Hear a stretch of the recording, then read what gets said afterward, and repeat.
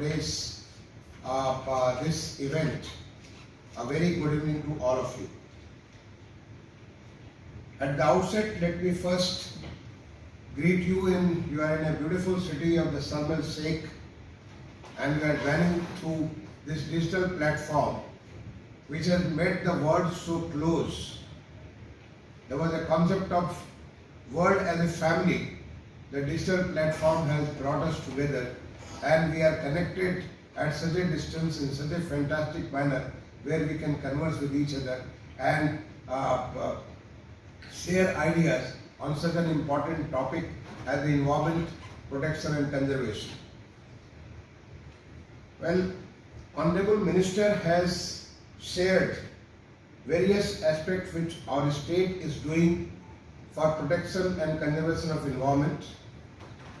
My state is the most populous state of the country with a population of nearly 240 million, which is equivalent to, if you take in terms of the country, maybe we were the 6th largest country if we were a country. We are such a large state.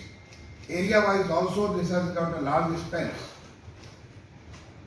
The state has been moving, primarily it used to be a agrarian state where there is a large number of the population depends on agriculture. But over last few years there have been change as the change in the whole country.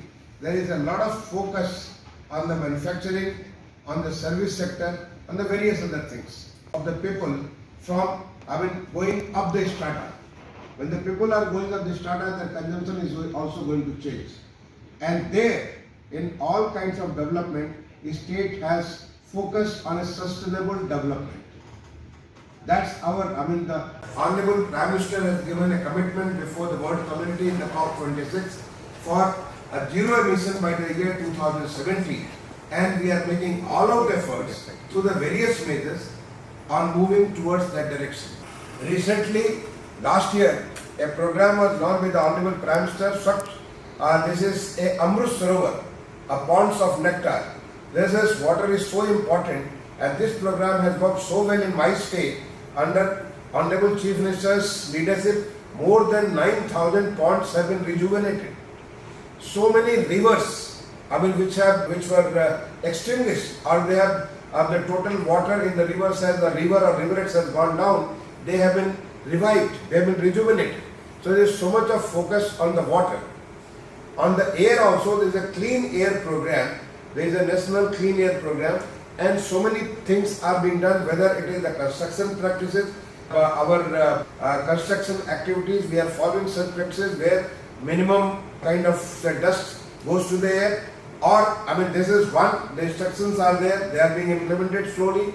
At the same time, using electric vehicles, we are converting mostly, the big cities have got the electric buses, electric two-wheelers, electric three-wheelers. That's the direction, or going for the CNG, mostly going for CNG, or if you are using the petrol, there is the Bharat 5, that is the latest technology using in such a way so that pollution is to the minimum level.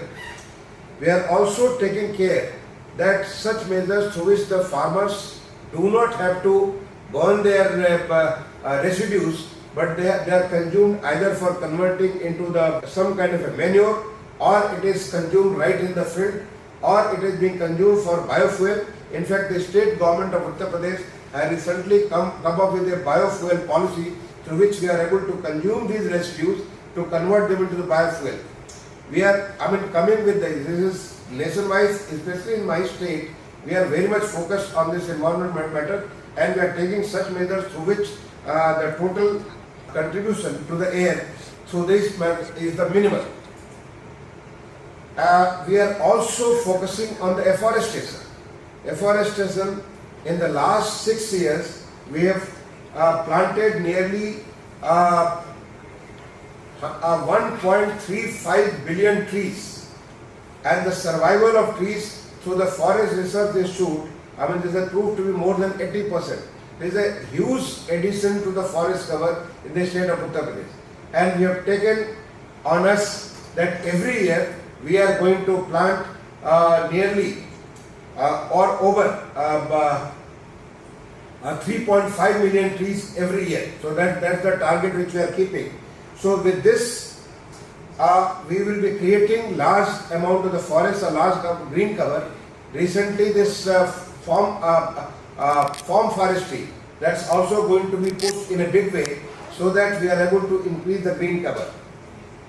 As far as the solar, you mentioned about the solar policy. I'm sure the solar policy with the state has issued very recently. We are going to get not only solar but various kind of alternative energies which are going to come to the state, and this is all needed because now the state has, after creating such an environment where the manufacturing or investment in the state is welcome from the all over the world.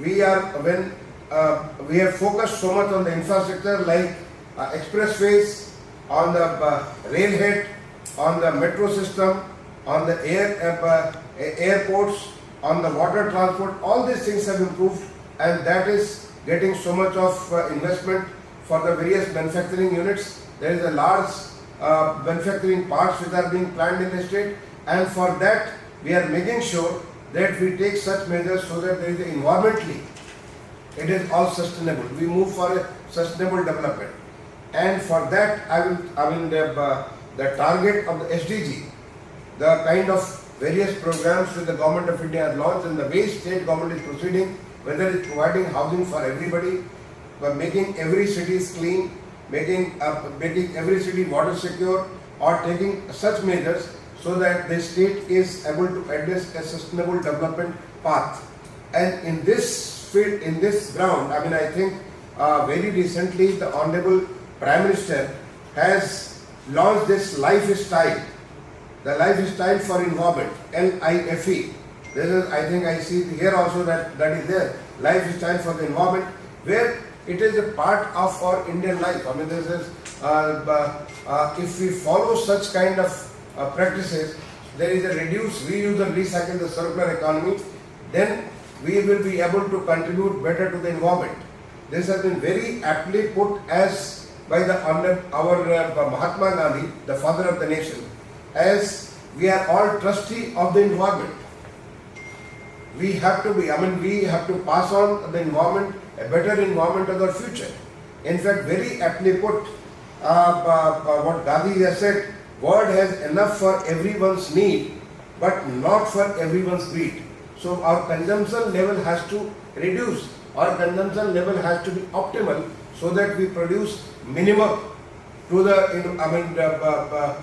minimum damage to the environment, and whatever is greenhouse gases are there, they are sequences through our such measures like afforestation or improving the water cover through our Amrit Sarovar, or rejuvenating our rivulets, etc. So that is what our state is doing. So with this, I wish all of you a very